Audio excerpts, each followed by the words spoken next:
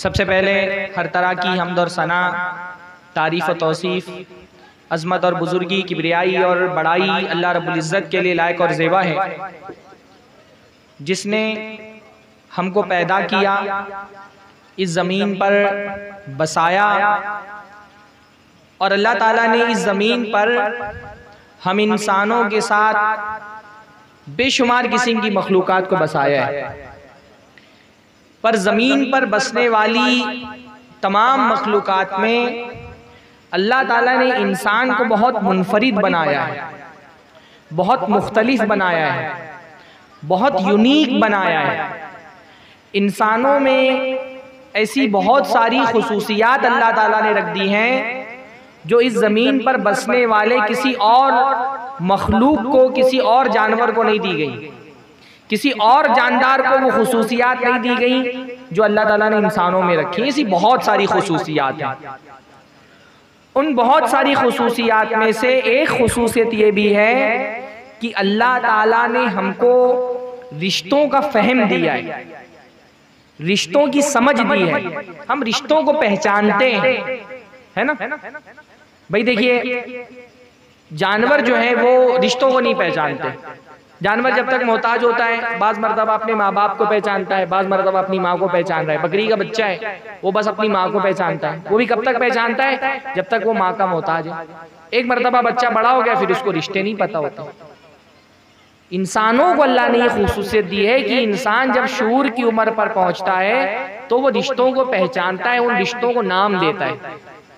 हम जब समझ की उम्र को थोड़ा सा पहुंचते हैं, पहचानते हैं फला हमारी माँ है, फिर उसके बाद अपने वालिद को पहचानते हैं। फिर दोनों तरफ से रिश्तों की बहुत सारी शाखें निकलती हैं, उन शाखों को हम पहचानते हैं जब अल्लाह ताला हमको शूर देता है। वालिदा हैं तो उनकी तरफ से रिश्तों का एक शाख है जिसको हम कहते हैं ननिहाल। मामा हैं, ये खाला हैं, ये मामूजाद भाई हैं, ये खालाजाद भाई हैं, ये नाना है, ये नानी है। एक पूरा ननिहाल का रिश्ता होता है। और एक रिश्ता वो होता है जो वालिद की तरफ से निकलता है, क्या बोलते हैं हम उसको? ददियाल। ददियाल की तरफ से रिश्ता होता है। भाई भाई है, हमारी बहनें हैं, हमारे जो है फूफी हैं, हमारी चाचा हैं, फिर उनके बच्चे हैं, दादा हैं, दादी हैं, बहुत सारे रिश्ते।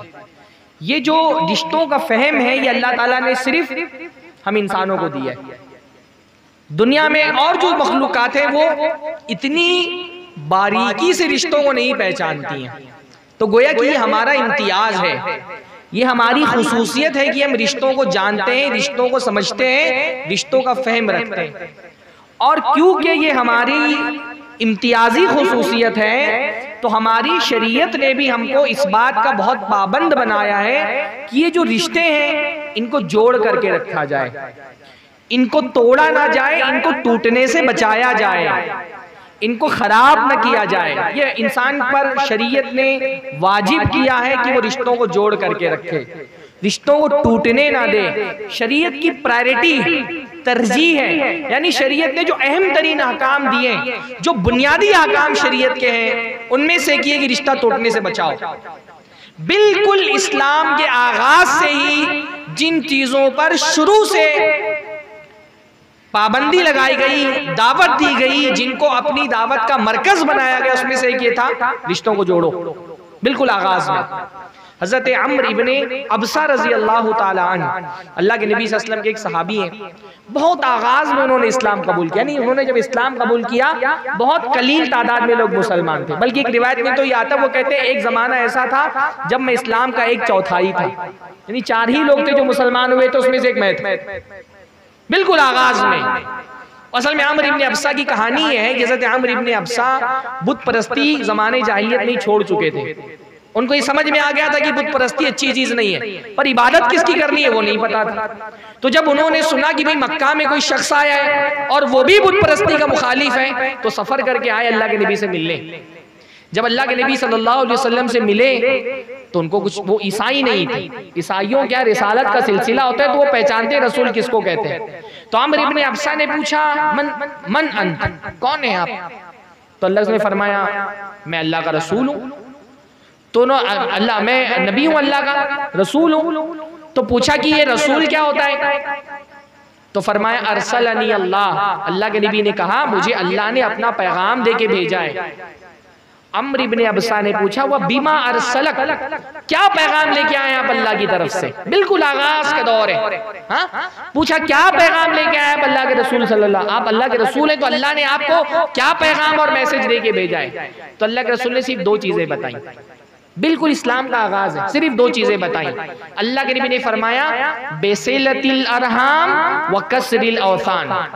अल्लाह ने दो पैगाम दे करके, दो काम दे के मुझे दुनिया में भेजा है, दो काम करने के लिए। पहला पैगाम यह है रिश्तों को जोड़ो, और दूसरा पैगाम यह है बुतों को तोड़ो। बस दो ही काम, बेसिलतिल अरहाम व कसरिल औसान।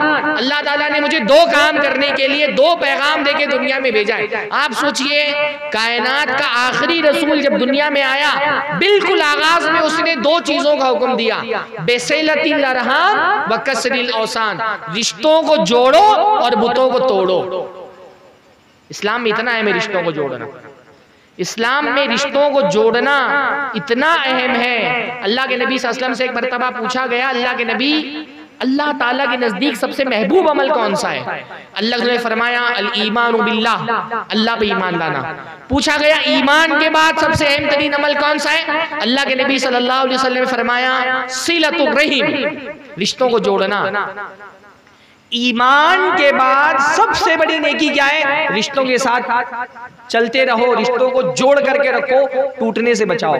पूछा कि अल्लाह के नबी, अल्लाह के नजदीक सबसे नापसंदीदा, अल्लाह रब्बुल आलमीन के नजदीक सबसे घिनौना अमल कौन सा है? अल्लाह के नबी ने फरमाया, अल इशराकु बिल्लाह, अल्लाह के साथ शिर्क करना। साहबा ने पूछा, अल्लाह के नबी, शिर्क के बाद सबसे बड़ा गुनाह कौन सा है? अल्लाह के नबी सल्लल्लाहु अलैहि वसल्लम ने फरमाया, शिर्क के बाद सबसे बड़ा गुनाह है रिश्तों को तोड़ना। शिर्क के बाद सबसे बड़ा गुनाह क्या बताया? रिश्तों को तोड़ना। हमारे समाज का मसला यह है, शिर्क के बाद सबसे बड़ा गुनाह समझना तो बहुत दूर की बात, हम सिरे से रिश्ता तोड़ने को गुनाह ही नहीं समझते। गलत बोल रहा हूं? हम सिरे से रिश्ता तोड़ लेने को, रिश्तेदारों से बातचीत बंद कर लेने को, ताल्लुकात खत्म कर लेने को, आना जाना बंद कर देने को रिश्तेदारों के यहाँ गुनाह ही नहीं समझते। और गुनाह समझना भी बहुत दूर की बात है, हम तो बाज़ मर्तबा फख्र की बात समझते हैं रिश्ता तोड़ना। इसी मुआशरे में हमको ऐसे लोग मिलते हैं ना, जो बोलते हैं मौलाना मेरा सगा भाई है, 10 साल हो गया उसकी रैलीज पे कदम नहीं रखा, फख्र से बताते हैं। बोलते हैं मेरा सगा भाई है, 10 साल हो गया उसकी रैलीज पे कदम नहीं रखा, मेरे सगे चचाएं सामने से गुजर जाते सलाम नहीं करता हूं, फख्र से बताते लोग। ऐसा लगता है कि ये कोई नेकी का काम करके आए। अल्लाह के रसूल बता रहे हैं, शिर्क के बाद सबसे बड़ा गुनाह क्या है? रिश्ता तोड़ना। हम गुनाह ही नहीं समझते, हम तो बल्कि तुले होते रिश्ता तोड़ने के लिए, मतलब बैठे होते हैं ये सोच करके कि रिश्ता तोड़ना है। कोई मौका मिले बातचीत बंद कर ले, कोई मौका मिले नाराज हो जाए। वो क्या कहते हैं हमारे भी, रिसियाना बोलते हैं कि नहीं बोलते? हाँ, रिसिया जाए, कोई मौका मिले और रिसिया जाए। और मौका मिलता है तो तोड़ते हैं फिर रिश्ता दबा करके, है कि नहीं? और सबसे ज्यादा मौके मिलते हैं शादियों में। सबसे ज्यादा यानी शादी रिश्तों को जोड़ने के लिए होती है ना, दावतें दी जाती हैं ताकि ताल्लुकात दुरुस्त हो जाए, रिश्तेदार आपस में आके मिले, मोहब्बत और भाईचारगी बढ़े। पर हमारे यहाँ सबसे ज्यादा रिश्ते शादी के मौकों पे टूटते हैं। एकदम बिल्कुल वाजिब हो गया है, जैसे निकाह वाजिब है शादी में, जैसे वलीमा वाजिब है, वैसे वाजिब हो गया कि 2-4 रिश्तेदार जरूर नाराज होने चाहिए। कोई शादी हो ही नहीं रही, मुंबई से लेकर के यूपी तक ये हाल मैं देख रहा हूँ, हर शादी में 2-4 रिश्तेदार जरूर नाराज, हर शादी में। हाँ? छोटी छोटी बातों पे रिश्ते टूट रहे हैं। कार्ड भेज दिया, एक साहब मतलब बोल रहे हैं, अरे भाई व्हाट्सएप पे कार्ड भेज दिया और कार्ड देने के लिए नहीं आए, हम क्या इतने गए गुजरे व्हाट्सएप पे कार्ड दे करके चले जाएंगे? नहीं जाना। कार्ड भेज दिया, फोन नहीं किया, अभी कौन सा बात तरीका है? कार्ड भेज दिए, फोन नहीं करके फोन करके बुलाना चाहिए था। नहीं जाएंगे, यहाँ से रिश्ता खत्म। आज से ना वो हमारे यहाँ शादी में आएंगे ना हम उनके यहाँ शादी में जाएंगे। फूफा आए हैं, सबसे बड़ा मसला तो होता है रिश्तों में फूफों को संभालना, बहनों ही और फूफे संभलते ही नहीं। यानी शादी में आदमी अपने घरों के अंदर सबसे बड़ा टेंशन उसको होता है रिश्तेदारों कैसे संभाले। हर मसला में रिश्तेदार यानी मेंढक तोलने जैसा काम हो गया शादियों में रिश्तेदारों को संभालना। छोटी छोटी बातों पे नाराज हो जा रहे लोग। निकाह में बैठे थे, हम पीछे बैठे थे, हमको आगे ही नहीं बुलाया, पीछे बैठे रह गए। हाँ, बोटियों पे रिश्ते टूट रहे, बोटियों पे। खाना दिए, कैसी बोटी दे दी, इसमें तो हड्डी गोश्त दिया ही नहीं, कोई हमको पूछे। बोटियों पे रिश्ते टूट रहे। हमारे यहाँ वो टंकर खुलता है, पता नहीं आपका रिवाज है कि नहीं है। उधर सिद्धार्थनगर में दुल्हन जो है वो टंकर में जहेज लेके आती है, तो वो टंकर खुलता है तो उसमें छोटे मोटे सामान होते हैं, वो बांटे जाते रिश्तेदारों में। जब टंकर खुलता है 2-4 रिश्तेदार जरूर नाराज हो जाते हैं। अजीब बात है। ये क्यों हो रहा है? क्योंकि हम सिरे से रिश्ता तोड़ने को गुनाह नहीं समझते ना। अच्छा, बेदीन आदमी कर रहा है, समझ में आ रहा है, दीनदार है, हाजी है, नमाजी है, परहेजगार है, नमाज में बहुत पाबंद है, रिश्ता तोड़ने को गुनाह ही नहीं समझता। क्योंकि हम इसको दीन, हम जब समाज में आते तो हम भूल जाते कि दीन जैसे मस्जिद में दीन के कुछ तकाजे हैं, वैसे समाज में भी दीन के कुछ तकाजे हैं। बंदा अगर मस्जिद में मुसलमान है तो उसको घर में, रिश्तेदारों में, पड़ोसियों के साथ भी मुसलमान होना चाहिए। आपका ईमान अगर उसका चिराग दिल में जल रहा है तो उसकी रोशनी आपके किरदार में और अखलाक में भी दिखनी चाहिए, वरना ईमान नहीं है ये। अल्लाह के नबी सल्लल्लाहु अलैहि वसल्लम ने ईमान की रोशनी कहाँ दिखती है? अल्लाह ने फरमाया, इन अकमलल मुमिनीना ईमानन अहसनुहुम खुल्कन व अल्तफहुम बिअहलिहिम। सबसे कामिल ईमान वाले कौन लोग हैं? मस्जिद में तो नमाज पढ़ने हर कोई आ रहा है, अल्लाह के रसूल के जमाने में मुनाफिक भी जा रहे हैं। भाई नमाज से तो नहीं पता चलेगा कामिल ईमान वालों का। सबसे कामिल ईमान वाले कौन है? अहसनुहुम खुल्कन, जिनके अखलाक अच्छे हैं। अल्लाह के नबी ने ईमान को अखलाक से जोड़ा है। वो अल्तफहुम बिअहलिहिम, और जो अपने अहलो अयाल के साथ अच्छे हैं वो कामिल ईमान वाले। ये ईमान के तकाजे। ईमान सिर्फ हमको नमाजी नहीं बनाता, ईमान सिर्फ हमको हाजी नहीं बनाता, ईमान सिर्फ हमको रोजेदार नहीं बनाता, ईमान हमको एक अच्छा रिश्तेदार भी बनाता है, एक अच्छा भाई बनाता है, एक अच्छा शौहर बनाता है, एक अच्छी बीवी बनाता है, एक अच्छा पड़ोसी बनाता है, एक अच्छा हाकिम बनाता है, एक अच्छा इमाम बनाता है। ईमान इंसान की पूरी जिंदगी को तब्दील कर देता है। हमारे ईमान का असर हमारे आपस के मामलात में दिखाई नहीं देता। हम तो बिल्कुल जो है ना, वो ना सिर्फ ये कि अपना रिश्ता तोड़ते हैं बल्कि रिश्ता तोड़वाते हैं, रिश्ता तोड़वाते हैं। कई मरतबा ये एक्सपीरियंस हुआ लोगों से कि भाई फलां साहब के यहाँ शादी है, निकाह है, दावत आ गई वलीमे की, का उसको बुलाओगे तो मैं नहीं आऊंगा। अपना रिश्ता तोड़ के बैठे रिश्तेदार से, खुद तोड़ के बैठे, बोलते मुझको बुलाया है तो उसको मत बुलाओ, उसको बुलाओगे वो आएगा शादी में तो मैं नहीं आऊंगा। अपना तोड़ा हुआ है और सामने वाले से चाहता है वो भी रिश्ता तोड़ दे। क्यों भाई? हाँ, रिश्ता तोड़ना कोई नेकी नहीं है, रिश्ता जोड़ना नेकी है। रिश्ता जोड़ना अल्लाह के नबी सल्लल्लाहु अलैहि वसल्लम की सुन्नत है। अल्लाह के नबी सल्लल्लाहु अलैहि वसल्लम की सुन्नत है रिश्ता जोड़ना। अल्लाह के नबी रिश्तों को जोड़ने वाले थे। कितना जोड़ने वाले थे मतलब आप अंदाजा नहीं लगा सकते।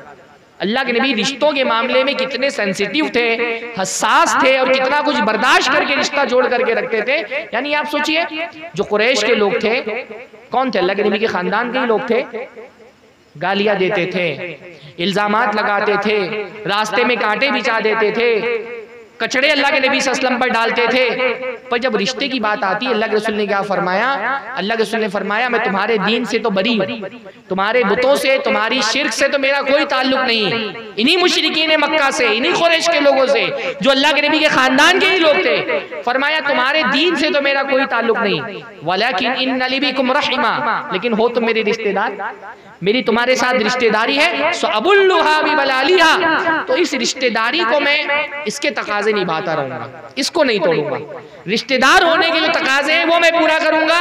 कितना भी मुझको गालियां दो, मारो, मुझ पर इल्जामात लगाओ, तोहमतें लगाओ, पर क्योंकि मेरे रिश्तेदार हो, दीन से तो मेरा कोई ताल्लुक नहीं, पर दुनिया में रिश्तेदारी निभाने के जो तकाजे हैं वो मैं निभाऊंगा।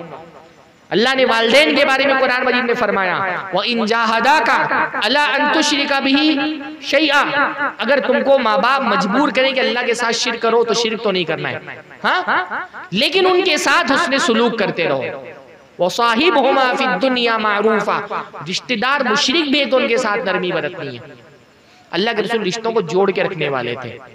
आप तसव्वुर करें, जब अल्लाह के नबी सल्लल्लाहु अलैहि वसल्लम पर पहली वही आई, यानी रिश्ता कितना अल्लाह के नबी जोड़ते थे। जब अल्लाह के नबी सल्लल्लाहु अलैहि वसल्लम पर पहली वही नाजिल हुई, घबराई हज़रत खदीजा के पास गए, कहा मुझे चादर उड़ाओ, चादर उड़ाओ। हज़रत खदीजा ने चादर उड़ा दी। अल्लाह के नबी को डर लग रहा था मुझे कुछ हो ना जाए, क्या होगा आगे मेरा, कहीं मेरी जान न चली जाए, कहीं मैं कुछ परेशानी में न मुब्तला हो जाऊं। तो हज़रत खदीजा ने अल्लाह के नबी को तसल्ली दी, कि आप डरिए नहीं, अल्लाह आपको रुसवा नहीं करेगा, अल्लाह आपको ज़ाय नहीं होने देगा, क्योंकि आप बहुत नेक इंसान हैं। नेक इंसानों को अल्लाह रुसवा नहीं करता। हजरत खदीजा ने तसल्ली दी कि आप बहुत नेक हैं, नेक इंसानों को अल्लाह रुसवा नहीं करता, आप डरे ना। फिर अल्लाह के नबी सल्लल्लाहु अलैहि वसल्लम को आपकी बाज नेकियां याद दिलाई। अल्लाह के नबी को याद दिलाए कि आप बहुत नेक हैं, और अल्लाह के नबी की बहुत सारी नेकियां याद दिलाई। सबसे पहली नेकी हजरत खदीजा ने अल्लाह के नबी को क्या याद दिलाई? इन्नका लतसिलुर रहीम, क्या मेरे शौहर आप तो रिश्तों को निभाने वाले। आप सोचिए हजरत खदीजा जो अल्लाह के नबी की चहेती बीवी हैं, जब वो अल्लाह के नबी सल्लल्लाहु अलैहि वसल्लम की शख्सियत का तज्जिया कर रही है, अल्लाह के नबी के कैरेक्टर को एनालाइज कर रही है, अल्लाह के नबी की शख्सियत में हजरत खदीजा को सबसे बड़ी खूबी क्या दिखाई दी? इन्नका लतसिलुर रहीम, ऐ मेरे शौहर आप तो रिश्तों को जोड़ने वाले हैं। बहुत सारी बातें बताई, आप सच्ची बात करते हैं, आप गरीबों का सहारा बनते हैं, आप मिस्कीनों की मदद करते हैं, बहुत सारी नेकियां याद दिलाई। पर सबसे पहले कौन सी नेकी याद दिलाई? इन्नका लतसिलुर रहीम, ऐ मेरे शौहर आप रिश्तों को जोड़ते हैं। अल्लाह के नबी रिश्तों को जोड़ने वाले, और कितना यानी रिश्तों को जोड़ने में अल्लाह के नबी सल्लल्लाहु अलैहि वसल्लम का मिजाज कितना ख्याल रखते थे अल्लाह के नबी, इसका अंदाजा एक हदीस से लगाइए। एक मरतबा अल्लाह के नबी सल्लल्लाहु अलैहि वसल्लम ने अपने सहाबा से कहा, सतफ्तहूना मिस्रा, अनकरीब तुम एक मुल्क फतेह करोगे जिसका नाम है मिस्र। मिस्र जानते हैं ना, मिस्र एक मुल्क है। हाँ, का अनकरीब एक मुल्क फतेह कर लोगे जिसका नाम क्या है? मिस्र। जब मिस्र फतेह कर लेना तो मिस्र वालों के साथ अच्छा सलूक करना। क्यों अच्छा सलूक करना? क्योंकि हमारा उनके साथ खानदानी रिश्ता है और ससुराल का भी रिश्ता है। अल्लाह के नबी ने फरमाया मिस्र वालों के साथ मेरा खानदानी रिश्ता है, वो हमारे खानदान के लोग हैं, तो उनके साथ अच्छा सलूक करना। अब भाई सवाल पैदा होता है कि मिस्र में अल्लाह के नबी के खानदान का रिश्ता कहाँ से आ जाएगा? अल्लाह के नबी सल्लल्लाहु अलैहि वसल्लम रहने वाले अरब के, मिस्र का बेशतर हिस्सा अफ्रीका में पड़ता है। मिस्र वालों की जबान अलग, मिस्र वालों का खानदान अलग। मिस्र के खानदान का क्या नाम है? किब्ती, है ना, फिरौन का खानदान जो था, किब्ती खानदान। खानदान अलग, जबान अलग, सिक्के अलग चलते, कल्चर तहजीब अलग। तो मिस्र से अल्लाह के नबी सल्लल्लाहु अलैहि वसल्लम का क्या खानदानी रिश्ता? किसी को पता है? हाँ, ये तो पता है ना कि मिस्र एक अलग मुल्क है और अल्लाह के नबी सल्लल्लाहु अलैहि वसल्लम बिल्कुल एक अलग मुल्क में हिजाज में रहने वाले। शारहीन ने जब इस हदीस की तफसीर की तो उन्होंने बताया, भाई देखिए अल्लाह के नबी सल्लल्लाहु अलैहि वसल्लम का जब आप नसब पढ़ते हैं तो अल्लाह के नबी के नसब में एक नबी है ना, कौन है वो? अल्लाह के नबी सल्लल्लाहु अलैहि वसल्लम के नसब में एक नबी है, कौन है? हजरत इब्राहीम अलैहिस्सलाम। हजरत इब्राहीम अलैहिस्सलाम के दो बेटे थे। हाँ, हजरत इब्राहीम ने पहला निकाह किया हजरत सारा से निकाह करके वो गए, बहुत मुल्कों में घूमे। तो जब हजरत सारा के साथ गए, सही मुस्लिम वगैरह की एक रिवायत मौजूद है बहुत तफसीली, कि वो हजरत सारा के साथ एक मरतबा मिस्र भी गए। और मिस्र में जब गए उस वक्त फिरौन की हुकूमत थी, फिरौन ने हजरत सारा की इज्जत पर हाथ डालना चाहा, पर अल्लाह ताला ने उसके हाथों पे राशा तारी हो गया, लकवा मार गया। वो हजरत सारा की इज्जत पर हाथ नहीं डाल सका, डर गया। उसको लगा हजरत सारा के पास कोई शैतानी कुव्वत है, तो उसने अपने खानदान की एक लड़की गिफ्ट कर दी, कल इसको लेकर के जाओ मेरे पास। लंबी हदीस है। अपने खानदान की एक लड़की गिफ्ट कर दी हजरत सारा को और कहा इसको लेकर के जाओ, छोड़ो मेरा पीछा छोड़ो। हजरत सारा ने उस लड़की की शादी हजरत इब्राहीम से करा दी। क्या नाम था उस लड़की का? हाँ, हाजर, हाजरानी, हाजर। उनका नाम क्या था? हाजर, हाजरानी नाम था। शादी हो गई। उनसे कौन पैदा हुए? हजरत इस्माइल। फिर हजरत इस्माइल हजरत हाजर को कहां बसा दिया? मक्का में। फिर तकरीबन 60 नस्लों के बाद हजरत इस्माइल की 50-60 नस्लों के बाद अल्लाह के नबी मोहम्मद रसूलुल्लाह सल्लल्लाहु अलैहि वसल्लम उसी खानदान में पैदा हुए। हाँ, यानी 60 पुश्तों के पीछे अल्लाह के नबी का नसब जाकर के हजरत इस्माइल से मिलता है। हजरत इस्माइल की वालिदा कौन थी? हाजर। वो कहाँ की थी? मिस्र की थी। अल्लाह के नबी सल्लल्लाहु अलैहि वसल्लम 60 नस्लों पुराना रिश्ता नहीं भूले। 60 नस्ल के पीछे का रिश्ता है। अल्लाह के नबी भूले नहीं, 60 नस्लों पुराना रिश्ता है। 60 कुछ पहले जाकर के अल्लाह के नबी की जो दादी है वो मिस्र की थी, तो अल्लाह के नबी अभी जिंदगी में अपने ये कह रहे हैं कि मेरी वफात के बाद जब मिस्र फतेह करना तो मिस्र वालों के साथ अच्छा सलूक करना, क्योंकि हमारी दादी जो है वो मिस्र की थी।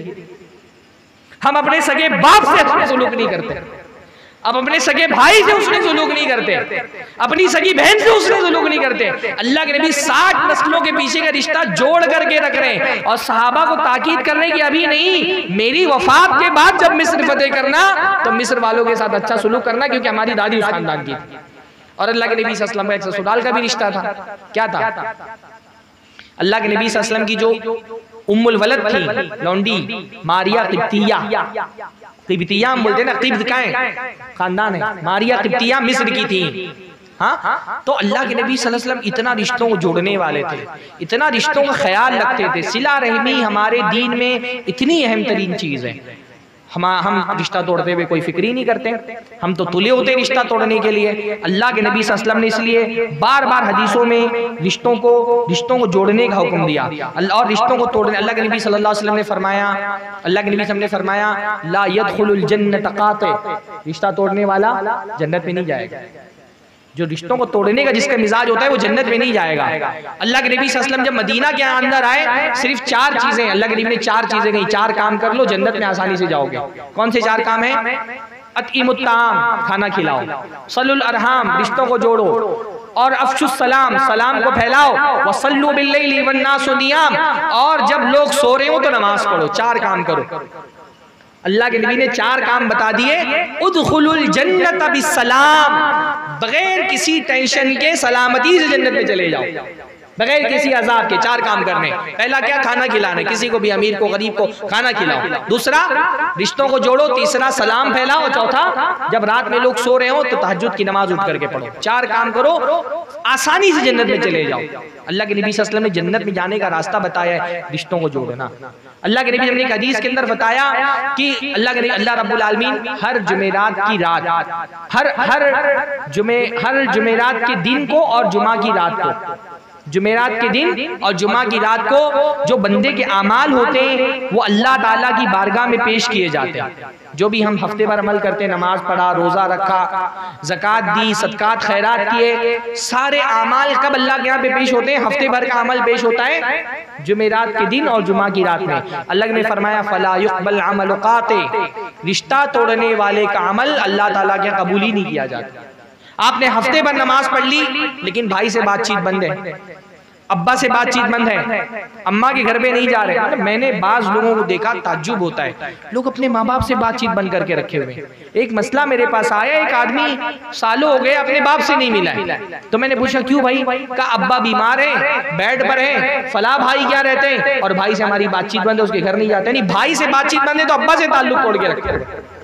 हाँ, बाप से बातचीत बंद। फूफी हैं, ये जो खानदानी रिश्ते होते हैं ना, खूनी रिश्ते। रहीम का मतलब क्या होता है? खूनी रिश्ते। ससुराल इसमें नहीं आता है। जो खूनी रिश्ते हैं, ददियाल के रिश्ते, ननिहाल के रिश्ते, इनको जोड़ करके रखना ये नेकी है। अल्लाह के नबी सल्लल्लाहु अलैहि वसल्लम ने फरमाया, जो ये नेकी करने वाले हैं वो जन्नत में जाएंगे। और जिसने रिश्ता तोड़ करके रखा है, अगर किसी भाई से बातचीत बंद है, अल्लाह ताला के यहाँ आपकी नेकियां कबूल नहीं हो रही, नेकियां कबूल नहीं होती अल्लाह ताला के यहाँ। इसलिए रिश्तों को जोड़िए। हदीस के अंदर आता है, अल्लाह के नबी सल्लल्लाहु अलैहि वसल्लम ने फरमाया, रिश्तों को जोड़ने वालों को अल्लाह जोड़ता है और रिश्ता तोड़ने वालों को अल्लाह ताला तोड़ता है। तो रिश्तों को जोड़िए। अच्छा, जब हम रिश्तों को जोड़ने की बात करते हैं तो हमारे यहाँ एक बात ये होती है कि भाई रिश्तों को जोड़ने का मतलब क्या है? एक मिजाज ये बना हुआ है ना कि जो रिश्तेदार मुझसे अच्छा है मैं उसके साथ अच्छा रहूंगा, जो जोड़ता है उसको जोड़ूंगा, जो मेरे साथ मिलता है उससे मिलूंगा, जिसने दावत दी थी उसको दावत दूंगा, जो मेरे यहाँ शादी में आया था मैं उसके यहाँ शादी में जाऊंगा, जिसने मेरे यहाँ तोहफा दिया था मैं उसको तोहफा दूंगा। हत्ता कि ईद उल अज़हा में बंदा देखता है जिसके यहाँ से गोश्त आया था उसके यहाँ गोश्त पहुंचाना है।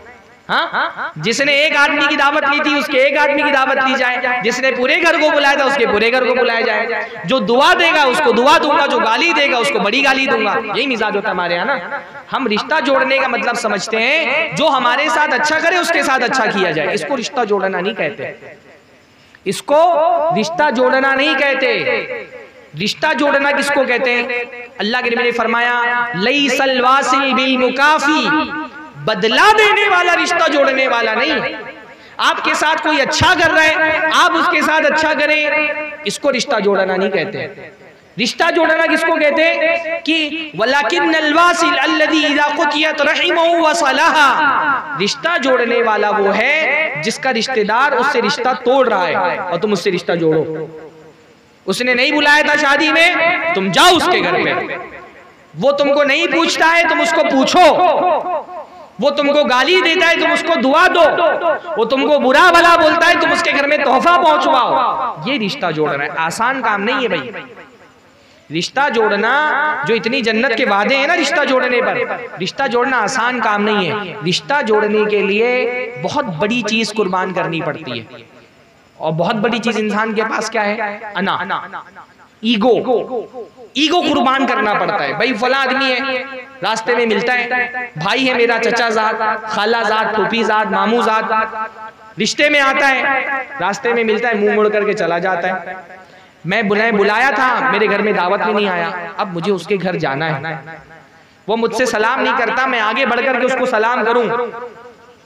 वो मुझको नहीं बुलाता, मैं उसको बुलाऊं। आसान काम नहीं है, आसान काम नहीं है। लेकिन आसान काम होता तो इस पे जन्नत का वादा थोड़ी होता। भाई जन्नत जाना आसान है? जन्नत जाना भी आसान नहीं है ना। जन्नत जाने के लिए बहुत सारी चीजों की कुर्बानी देनी पड़ती है। कुर्बानी क्या है? अपनी अना कुर्बान करनी पड़ती है। इंशाअल्लाह आज जब जलसा खत्म होगा, मैं जानता हूँ हर इंसान की जिंदगी में एक दो रिश्तेदार तो ऐसे होते जिनसे बातचीत बंद है। हाँ, एक दो रिश्तेदार सबकी जिंदगी में ऐसे होते जिनसे बातचीत बंद है, जिनके घरों में आना जाना बंद है। वादा करिए आज के जलसे के बाद, अगर टाइम पर जलसा नहीं खत्म हुआ तो इंशाअल्लाह कल सुबह जिस रिश्तेदार से आपकी नाराजगी चल रही है, आप फोन करके उससे माफी तलाफी करके इंशाअल्लाह रिश्ता जोड़ लेंगे। इंशाअल्लाह बोलिए, अल्लाह हमको तौफीक अता फरमाए। लोग आमीन नहीं बोलते अगर करना नहीं होता, मतलब लोग सोचते हैं आमीन बोल दिया तो करना पड़ेगा। हाँ, अल्लाह ताला हमको टूटे हुए रिश्ते जोड़ने की तौफीक अता फरमाए। हाँ भाई, जन्नत का वादा है, ये आसान, मैं समझ रहा हूँ आसान काम नहीं है। एक आदमी मेरे घर पे नहीं आता है, मैं उसके घर पे कैसे जाऊं? अगर आप अपनी अना को सोचेंगे तो नहीं जा पाएंगे, अल्लाह के लिए जाइए। हो सकता है दरवाजे से आपको भगा दिया जाए, पर आप ये सोचिए मैंने अपना हक अदा कर दिया, अल्लाह ताला की तरफ से मेरा अजर पक्का है। अल्लाह के नबी ने क्या फरमाया? अल्लाह के नबी ने, अल्लाह ताला ने कुरान मजीद में फरमाया, ला तस्तविल हसनतु वल सय्यिआ, अच्छाई और बुराई बराबर नहीं हो सकते। इदफा बिल्लती ही अहसन, तो जो तुम्हारे साथ बुराई कर रहा है उसके जवाब में अच्छाई करो उसके साथ। जो तुम्हारे साथ बुराई कर रहा है, उसने तुमको गाली दी थी, तुम दुआ दे दो। वो तुम्हारे घर पे नहीं आता, तुम जाओ। वो तुमसे नहीं मिलता, तुम मिलो। वो लेन देन नहीं करता, तुम दो उसको। आसान नहीं है। फरमाया इदफा बिल्लती ही अहसन, बुराई का जवाब अच्छाई से दो। ऐसा करोगे तो क्या होगा? फ़इज़ल्लज़ी बैनका व बैनहु अदावतुन कअन्नहु वलियुन हमीम, ऐसा करोगे तो तुम्हारे और जिस आदमी के दरमियान अदावत है वो तुम्हारा गहरा दोस्त बन जाएगा। ट्राई करके देखो, अल्लाह फरमा रहा है जो तुम्हारे साथ जिसने बुरा किया है उसके साथ अच्छा करो। लेकिन ये काम हर कोई नहीं कर सकता, अल्लाह ने भी बता दिया। अल्लाह ने भी बता दिया ये हर किसी के बस की बात नहीं है।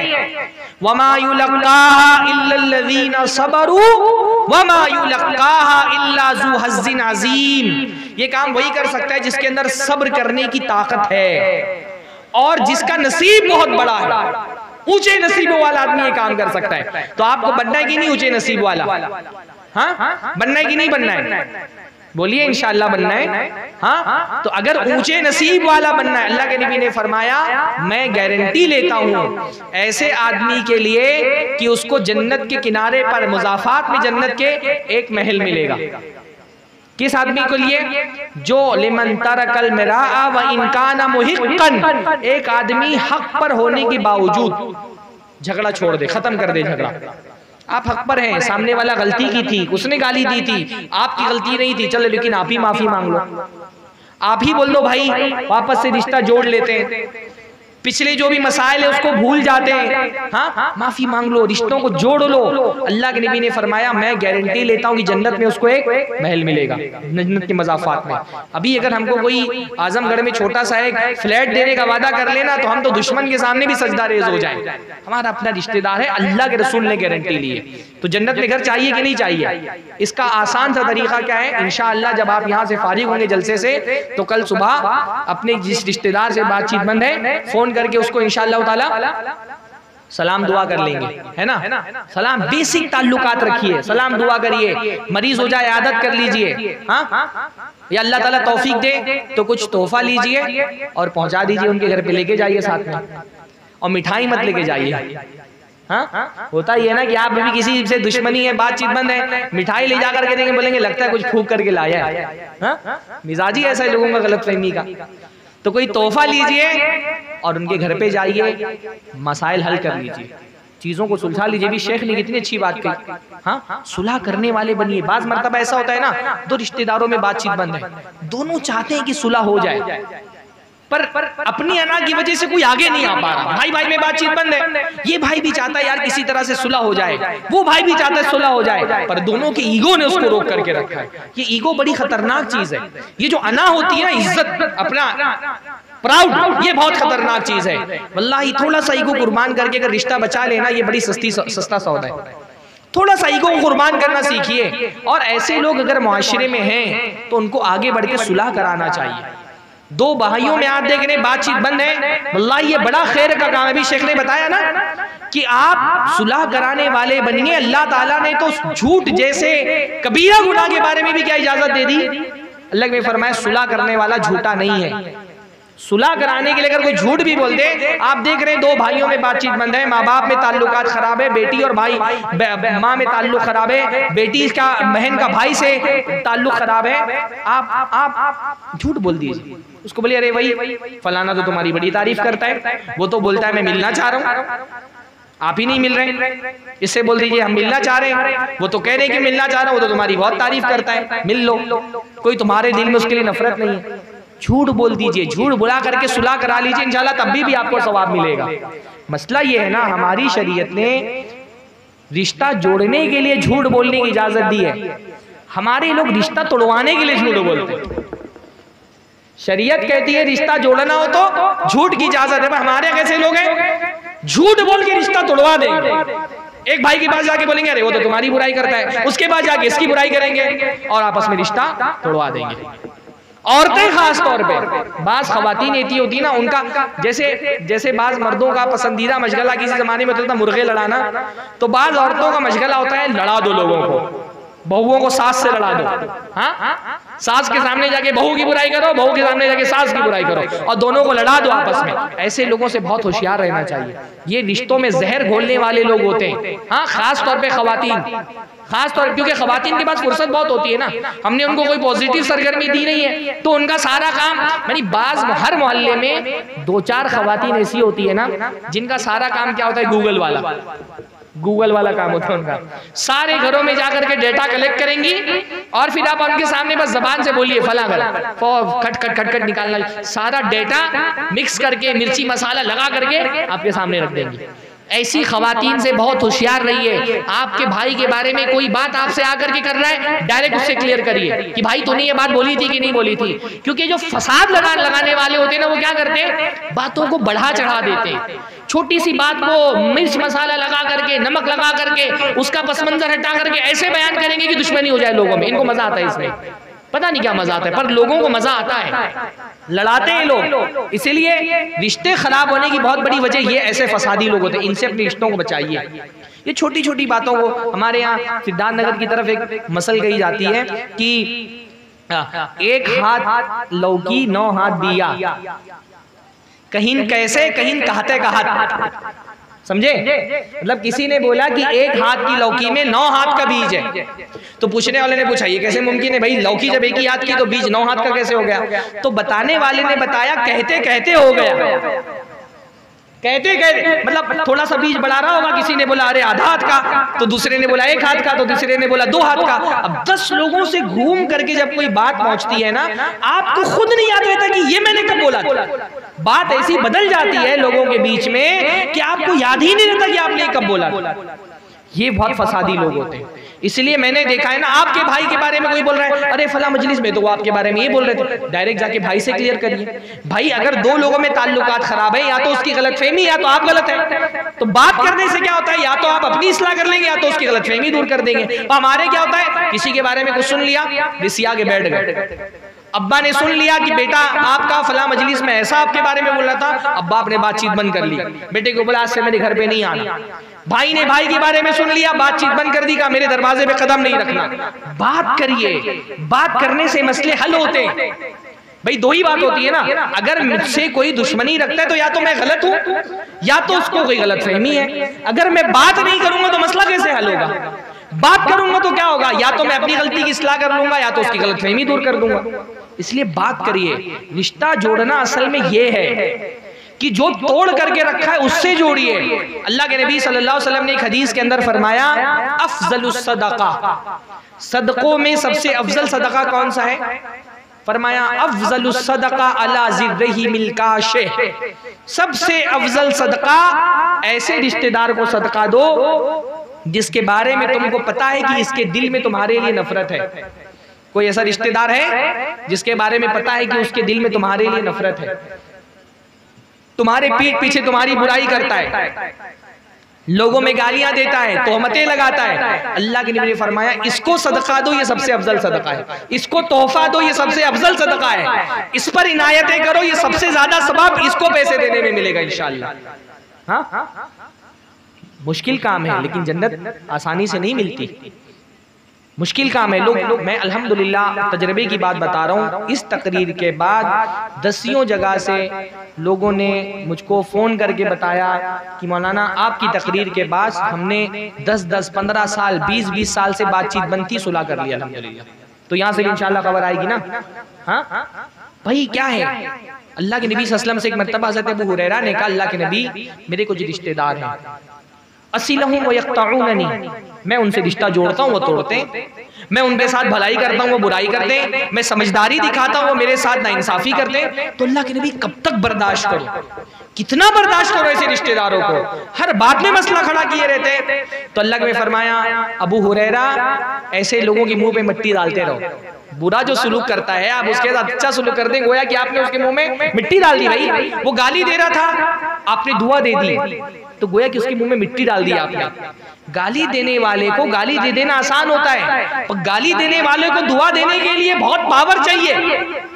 अल्लाह ने फरमाया इनके मुंह में मिट्टी डालते रहो, और जब तक तुम ऐसे रिश्तेदारों के साथ अच्छा सुलूक करोगे अल्लाह की तरफ से एक फरिश्ता तुम्हारी मदद के लिए तय रहेगा। अल्लाह का फरिश्ता तुम्हारी मदद करेगा। अलग अलग तरीके से फरिश्ते मदद करते हैं ना, कभी ताकत से, कभी जहन में कोई ख्याल आ गया, कभी और तरीके से फरिश्ता तुम्हारी मदद करेगा। अगर तुम बुरे रिश्तेदारों से अच्छा सलूक करोगे तो करेंगे इंशाअल्लाह ना। अच्छा, बाज लोग आकर के बोलते हैं मौलाना हमारे रिश्तेदार कुछ अलग लेवल के दुश्मन है। हाँ, बाज लोग कहते हैं भाई मौलाना आपको अंदाजा नहीं हमारे रिश्तेदार किस लेवल के दुश्मन है। ये जो हदीसों में आए हैं तो छोटे मोटे दुश्मन रिश्तेदारों के बारे में आया है, हमारे रिश्तेदारों की दुश्मनी बहुत बड़ी है, उनकी नाइंसाफियां बहुत बड़ी है। एक वाकया मैं आपको बताता हूँ। हजरत अबू हुरैरा रजी अल्लाह ताला अन्हु, हजरत अबू बकर रजी अल्लाह ताला अन्हु, उनकी बेटी है हजरत आयशा रजी अल्लाह ताला अन्हा, है ना। हजरत आयशा रजी अल्लाह ताला अन्हा हजरत अबू बकर की बेटी है। जब वाक़ई इफ्क हुआ और बाज़ मुनाफिकीन ने अल्लाह के नबी सल्लल्लाहु अलैहि वसल्लम की बीवी हजरत आयशा पर जो हजरत अबू बकर की बेटी है इल्ज़ाम लगाया, बड़ा मसला हुआ। मुनाफिकीन ने बहुत प्रोपेगेंडा किया और उस प्रोपेगेंडे से बाज़ सहाबा भी मुतासिर हो गए, 2-3। उनमें से एक कौन थे? अल्लाह के नबी सल्लल्लाहु अलैहि वसल्लम के अपने हजरत अबू बकर के अपनी खालाजाद बहन के नवासे गालिबन, क्या नाम था? मिस्ता बिन उसासा रजी अल्लाह ताला अन्हा। हजरत मिस्ता हजरत अबू बकर की गालिबन खालाजाद बहन के बेटे या नवासे थे, खालाजाद बहन के बेटे ही थे गालिबन।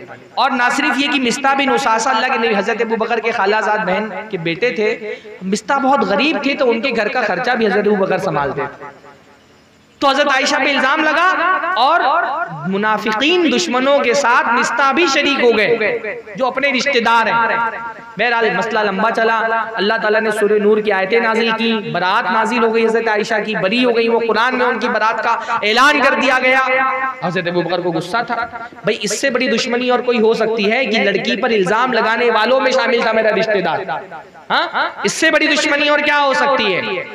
तो हजरत मिस्ता उनको जो सजा थी दीनी दी गई। हजरत अबू बकर ने कसम खा ली कि आज से मिस्ता से मेरा ताल्लुक खत्म, अब मैं उनका खर्चा पानी नहीं दूंगा, उनके घर पे राशन नहीं भिजवाऊंगा, उनका नफका नहीं दूंगा। मेरी बेटी पर इल्जाम लगाने वालों के साथ शामिल हो गया था, कसम खा ली उन्होंने। अल्लाह ने कुरान मजीद में आयतें नाजिल फरमाई, वला यातली उलुल फज़्लि मिनकुम वस्सा, तुम में से जो इस्तिताअत वाले हैं, फजल वाले हैं, जिनको अल्लाह ने कुशादगी से नवाजा है, वो ये कसम न खाएं कि हम रिश्तेदारों को और मुहाजिरीन को और गरीबों की कोई मदद नहीं करेंगे। ये कसम न खाएं। अल्ला तुहिब्बूना फलयाफू वलयस्फहू, अल्ला तुहिब्बूना यगफिरल्लाहु लकुम, तो नजरअंदाज करो, माफ कर दो, छोड़ दो। क्या तुम ये नहीं चाहते कि अल्लाह तुमको बख्श दे? अगर तुम ये चाहते हो कि अल्लाह तुमको बख्श दे तो अपने रिश्तेदारों को बख्श दो। अगर ये चाहते हो कि अल्लाह तुमको माफ कर दे तो तुम अपने रिश्तेदारों को माफ कर दो। फर्ज कीजिए अल्लाह आपसे पूछ रहा है ना, बल्कि फर्ज क्या करना है, अल्लाह हर किसी से पूछ रहा है, अल्लाह आपसे पूछ रहा है क्या तुम ये चाहते हो कि अल्लाह तुमको माफ कर दे? क्या जवाब होगा आपका? आप चाहते हो कि नहीं चाहते हो कि अल्लाह आपको माफ कर दे? चाहते हो ना, तो उसके लिए करना क्या है, अपने रिश्तेदारों को माफ करना है इंशाअल्लाह, है ना। जलसा खत्म होगा, फोन लगा करके माफी मांग लेनी है, बोल देना भाई मैंने माफ कर दिया, जो भी मेरा मसला था, बातचीत शुरू कर देनी है बेसिक। ठीक है, बात मतलब लोग बोलते हैं भाई बहुत ज्यादा मिलने जुलने लगेंगे फिर झगड़ा हो जाएगा, बहुत ज्यादा मत मिलिए जुलिए, जो बेसिक हुकूक होते हैं वो दीजिए। सलाम कर लीजिए जब मिले तब, खन में कोई दावत हो तो बुला लीजिए, उनके घर में कोई मामला हो चले जाइए, खुशी गम के मौके पे खड़े हो जाइए, इतना करिए। हाँ, लेकिन रिश्तेदारों में सुलह करा लीजिए, रिश्तेदारों को समझ लीजिए। हाँ, तो ये तो हुआ भाई रिश्ता जोड़ना इसको कहते हैं। अच्छे रिश्तेदार हैं उनके साथ जोड़ने में कोई कमाल नहीं है, असल कमाल किसमें, जो तोड़ रहे हैं उनके साथ जोड़ने में इंशाअल्लाह। अच्छा, रिश्तेदारों को जोड़ने के लिए कुछ चीजें जरूरी भी हैं। करना क्या है रिश्तेदारों के साथ? भाई पहली बात तो ये कि रिश्तेदारों को पहचानिए, है ना। रिश्ता जोड़ने के लिए सबसे पहले क्या है, रिश्तों को जानना जरूरी है। तो रिश्तों को जानिए कि आपका रिश्ता है कहाँ कहाँ। अल्लाह के नबी ने फरमाया तअल्लमू मिन अंसाबिकुम मा तसिलूना बिही अरहामकुम, अपने रिश्तों को पहचानो, अपने नसब को पहचानो ताकि अपने रिश्तेदारों के साथ अच्छा सुलूक कर सको। हमारे लिए बहुत बड़ा मसला है, खास तौर पे हम शहर में रहने वाले लोगों के लिए। बच्चे हैं उनको लेकर के आ गए गाँव से, मुंबई लेके चले गए। हाँ, बाज लोग 10 साल 15 साल 20 साल रह गए मुंबई में। हाँ, कभी गांव आना नहीं हुआ। गांव में फूफी हैं, चाचा हैं, खालू हैं, मामा हैं, बहुत सारे रिश्तेदार हैं, बच्चे लेकिन गांव में रह गए, वो किसी को पहचानते ही नहीं। हाँ, जब रिश्तेदारों को पहचानेंगे नहीं तो रिश्तेदारों के साथ अच्छा सुलूक कैसे करेंगे? इसलिए बहुत जरूरी है अपना नसब याद करके रखो। क्या तुम्हारा खानदान है, कौन कौन से तुम्हारे खानदान के लोग हैं, उनके साथ अच्छा सुलूक करना है तो पहचानना भी तो जरूरी है। मैं बहुत सारे मदरसों में, मकातिब में मैं जाता हूँ, लोग बच्चों से पूछता हूँ तुम्हारे दादा का क्या नाम है। अगर दादा की जिंदगी में बच्चे पैदा नहीं हुए तो अपने दादा का भी नाम नहीं जानते। हाँ, अल्लाह के रसूल की हदीस क्या है, 50 साल पुराना अल्लाह के नबी सल्लल्लाहु अलैहि वसल्लम को रिश्ता याद है, 50 नस्लों पुराना। बहुत सारे बच्चों को अपने दादा का नाम नहीं पता, बहुत सारे बच्चों को अपनी दादी का नाम नहीं पता। जब रिश्तों को पहचानेंगे नहीं तो उनके साथ उसने सुलूक कैसे करेंगे? तो अपने रिश्तों को पहचानिए, अपने बच्चों को पहचान करवाइए कि भाई फला हमारे फला तरह के रिश्तेदार है, फला हमारे फला तरह के रिश्तेदार है। तो पहली बात ये कि रिश्तों को पहचानिए, रिश्ता जोड़ने के लिए जरूरी है। दूसरी बात यह है कि रिश्तों को जोड़ने के लिए रिश्तेदारों पर माल खर्च करना चाहिए। ये भी रिश्ता जोड़ने का, यानी अल्लाह के नबी सल्लल्लाहु अलैहि वसल्लम ने एक बड़ी प्यारी हदीस फरमाई। अल्लाह के नबी सल्लल्लाहु अलैहि वसल्लम ने फरमाया कि जो बंदा ये चाहता हो कि उसके रिस्क में कुशादगी हो, मन अहब्बा अन युबसता लहू फी रिज़्क़ी व युनसा लहू असरुहु, अगर कोई ये चाहता है कि उसके रिस्क में कुशादगी हो जाए और उसकी मौत ताखीर से आए, लंबी जिंदगी मिले, तो उसको क्या करना है? फलयसिल रहीमा, रिश्तों को जोड़े। रिश्तों को जोड़ने का फायदा क्या होता है? अल्लाह ताला रिस्क की बरकतें खोल देता है। इसको जोड़ने से इसलिए भी जोड़ा गया ना कि आमतौर पे रिश्तों को जोड़ने के लिए पैसा खर्च करना पड़ता है। तो पैसा खर्च करिए रिश्तेदारों पर। अगर अल्लाह ताला ने आपको माल दिया है, आप खर्च करते हैं, तो आपके माल के सबसे पहले मुस्तहिक आपके घर वाले, आपके रिश्तेदार हैं। कुरान की आयत कैसे, यसअलूनका माज़ा युनफिकून कुल मा अनफक़्तुम मिन खैरिन फलिल वालिदैनि, कोई हाफिज़ है यहाँ पे, हाँ, फलिल वालिदैनि वल अक़रबीन है ना, कि अगर अल्लाह ताला ने माल दिया है और खर्च करना चाहते हो तो पहले वालिदैन पे खर्च करो, फिर करीबी रिश्तेदारों पे खर्च करो, खर्च करो रिश्तेदारों पर। अब खर्च करने का तरीका क्या है भाई, ज़कात अगर निकालते हो और अपने रिश्तेदारों में कोई आदमी जो ज़कात का मुस्तहिक है पहले उसको दो। पहले अपने खानदान में तलाश करो, भाइयों में, बहनों में, चाचा हैं उनके बच्चे हैं, फूफी हैं उनके बच्चे, खाला हैं उनके बच्चे, मामू हैं उनके बच्चे, ददियाली रिश्तेदार हैं, ननिहाली रिश्तेदार हैं, दादा के खानदान के लोग, नाना के खानदान के लोग, ये सब रहीम में आते हैं। पहले इनमें तलाश करो कि कोई मुस्तहिक है कि नहीं है, पहले इनको ज़कात दो। ज़कात अपने, इसलिए अल्लाह के नबी ने फरमाया कि आम आदमी को सदका देने का सिर्फ एक सवाब है सदक़े का, रिश्तेदार को सदका देने का डबल सवाब है, सदक़े का भी सवाब है और रिश्ता जोड़ने का भी सवाब है। तो ज़कात निकाल रहे हो, पहले अपने खानदान के लोगों को देखो, अपने रिश्तेदारों को देखो। ज़कात नहीं, ज़कात के अलावा पैसा आप खर्च कर रहे हो, किसी मान लीजिए कोई ज़कात का मुस्तहिक नहीं है तो सदका, नफली सदका कर रहे हो, अपने घर वालों पे खर्चा करो। तोहफा लाना है, हमारे माशरे में तोहफे का रिवाज खत्म हो गया, तोहफा दो अपने रिश्तेदारों को। ये हमारे यहाँ तोहफा दिया जाता है पर कैसे, ओकेजनली, शादी थी तो कुछ दे दिया, अकीका है तो कुछ दे दिया। ओकेजनली जो तोहफे होते हैं ना मुनासिबत से, उसमें एक मिजाज ये बन गया कि भाई फलाने ने दिया है क्योंकि मैंने दिया था, और फलाने ने दिया है तो इसके मौके में मुझे भी देना पड़ेगा, इसके अकीका था तो इसने, मैंने इसको दिया तो इसलिए लाया है, और मेरे अकीके में दे रहा है तो मुझे भी देना पड़ेगा, उसमें बदले का मिजाज बन जाता है। इसलिए मुनासिबत से तोहफे देने चाहिए, बगैर मुनासिबत के तोहफा दो ना। भाई अपने घर में आप गए गोश्त खरीदने के लिए 1 किलो, अपनी बहन के लिए भी 1 किलो गोश्त खरीद लिया, मुश्किल है कुछ, हाँ। अपनी बीवी के लिए कपड़ा खरीद रहे थे, खाला और फूफी के लिए भी 1-1 जोड़ा ले लिया। मान लीजिए बहुत बड़ा कोई आप खर्चा नहीं कर सकते, छोटी छोटी चीजें, अपने बच्चों के लिए तोहफा खरीद रहे थे, कोई खिलौना खरीद रहे थे, भतीजे के लिए भी खरीद लिया, भांजे के लिए भी खरीद लिया, बगैर किसी मुनासिबत के जो आप तोहफा देते हैं ना, उस तोहफे से क्या होता है, अल्लाह ने फरमाया तहादू तहाब्बू, हदिया दो, हदिये से मोहब्बत बढ़ती है। पर मोहब्बत कौन से हदिये से बढ़ती है, ऐसे ही दे दिया आपने। खाना बना था घर पे बिरयानी, अपने भाई को फोन कर दिया कि भैया आ जाइए साथ में खाइए, खाना खाते है ना। इससे क्या एक मोहब्बत का पैगाम जाता है। कोई खाला जात भाई है, कोई फूफी जात भाई है, मामू जात भाई है, चचा जात भाई है, कुछ अच्छा खाना लेकर गए, उनके घर पे भी पहुंचवा दिया। ये जो छोटी छोटी चीजें होती हैं, पर इससे क्या होता है, इससे एहसास, एक मोहब्बत का पैगाम जाता है। भाई बहुत ज्यादा नहीं दे सकते, आम का सीजन है, आधा किलो आम ही पहुंचा दीजिए किसी घर पे। गरीब आदमी, जब भी सदक़े की बात होती है तो गरीब लोग सोचते हैं तो अमीरों का मौजू है। भाई आप छोटी चीज दीजिए कोई ना। अल्लाह के नबी सल्लल्लाहु अलैहि वसल्लम ने ये तबूक के मौके पे कहा सदका करो, भाई साहबा ने तो एकदम अपनी दौलतें लुटा दी। हजरत उस्मान ने अपना पूरा काफिला दे दिया, अल्लाह के नबी सल्लल्लाहु अलैहि वसल्लम को 1000 दीनार की थैली दे दी, हजरत उमर ने आधा माल दे दिया, हजरत अबू बकर ने सब कुछ दे दिया। अब एक बेचारे गरीब साहबी वो देख रहे कि उनके पास तो कुछ इतना ही नहीं देने के लिए, तो गए दिन भर मजदूरी की और एक मुद खजूर मिला तो वो अल्लाह के रसूल को दे दिया। मेरे पास कुछ नहीं था, मजदूरी करके एक मुद खजूर मिला तो अल्लाह के रसूल यही कबूल कर लिया। अल्लाह के रसूल खुश हो गए देखकर। छोटी चीजें दीजिए। एक जोड़ा कपड़ा देना कोई मुश्किल नहीं है। मैं देखता हूँ लड़कों को पूरा साल गुजर जाता है, वालिद को एक जोड़ा कपड़ा नहीं दिलाते, अम्मा को एक जोड़ा कपड़ा नहीं दिला सकते, बीवी शॉपिंग करने जाती है 10-10 जोड़े खरीद के ले आती है, हाँ अपने लिए भी ले आएगी, अपने ससुराल अपने मैके वालों के लिए भी ले आएगी। अपनी अम्मा को, अपने अब्बा को एक जोड़ी कपड़ा हम नहीं दे पाते, अपनी बहनों को एक जोड़ी कपड़ा नहीं दे पाते, ये बड़ी मुश्किल बात। रिश्तेदारों से हुस्ने सुलूक में क्या शामिल है, उन पे माल खर्च करिए, अम्मा पे माल खर्च करिए, अब्बा पे माल खर्च करिए। और बीवी को कोई हक नहीं पहुंचता कि अगर आप अम्मा पे या बहन पे माल खर्च कर रहे तो वो कोई एहसान जताए। हमारे यहाँ ये भी एक अजीब मिजाज हो गया है, बाज लोग जोरू के इतने गुलाम होते हैं अपनी बीवियों के, हाँ कि भाई अम्मा को 10 रुपया भी देना है तो जा करके हाथ मान करके बीवी से पूछेंगे, अरे वो अम्मा को 1000 रुपया देना है, दे दूं, हाँ इजाजत मांगेंगे। और बीवी अगर पास करेगी तब जाके अम्मा को 1000 रुपया देंगे।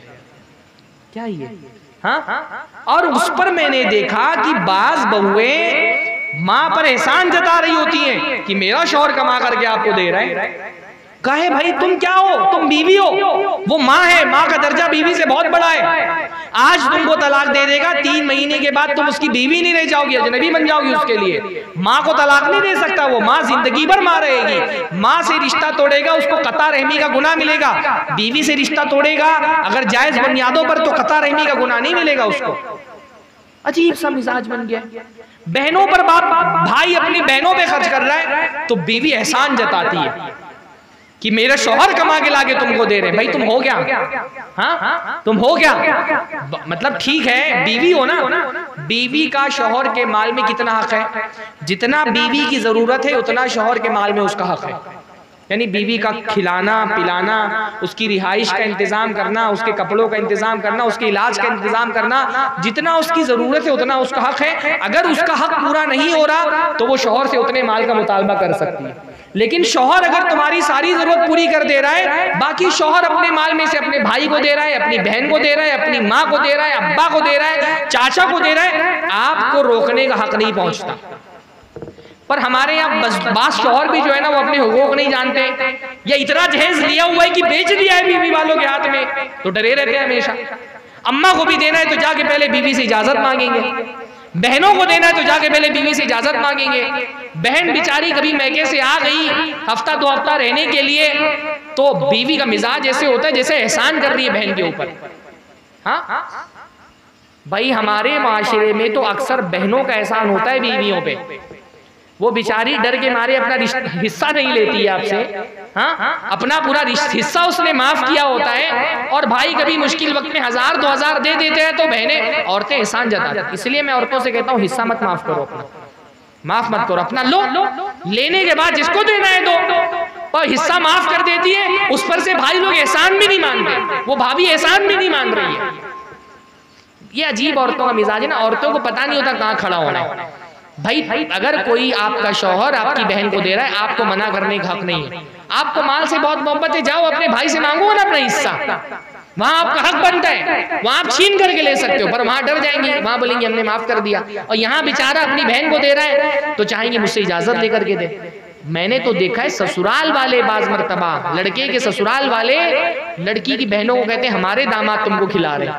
अजीब सी बात हो गई है, हाँ अजीब बात हो गई है बिल्कुल। तो माल खर्च करिए अपने रिश्तेदारों पे, माल खर्च करना बहुत जरूरी है। अच्छा कुछ तीसरी चीज ये है कि रिश्तेदारों के लिए वक्त निकालिए। रिश्ता टूटने की और कता रहमी की एक बहुत बड़ी वजह कि हमारे पास दुनिया भर के लिए वक्त है, अपने रिश्तेदारों के लिए वक्त नहीं।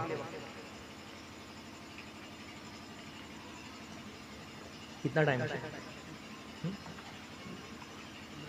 है बंदा बैठा? रिश्ता जोड़ने के लिए एक चीज क्या बहुत जरूरी है, रिश्तेदारों के लिए वक्त निकालिए। बहुत बड़ा मसला हमारे यहाँ पर है ना कि हमारे पास खासतौर पे सोशल मीडिया के इस दौर में आदमी बैठा हुआ है आजमगढ़ में और बंबई में बैठे हुए दोस्त को बर्थडे विश कर रहा है, अमेरिका में बैठे हुए दोस्त को विश कर रहा है, मुबारकबाद दे रहे हैं, उससे घंटों घंटों चैट कर रहा है। अपना सगा बाप घर में मौजूद है, कभी 10 मिनट बैठ के उससे बात नहीं करता।